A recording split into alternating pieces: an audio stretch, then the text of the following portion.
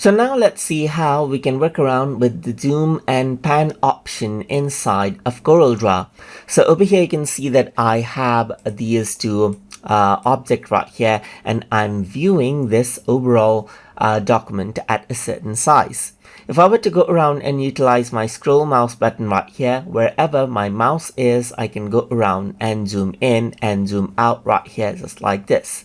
So if I were to click and hold the middle mouse button, then I get the hand tool right here, and I can go around and drag around the document wherever I want to see it right here. So that is what you have, as you can see.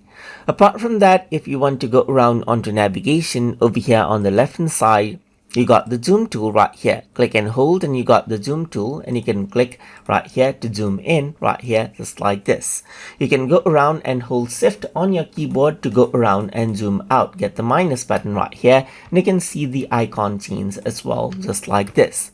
Apart from that, you can also go around and utilize the pan tool right here to click and drag around from over here as well, just like this.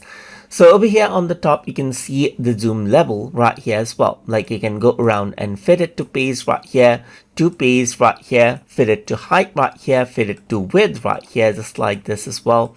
And you can also go around for 10% all the way up to 1600% right here. But if I were to go around and zoom in, I can go way more beyond as well, just like this.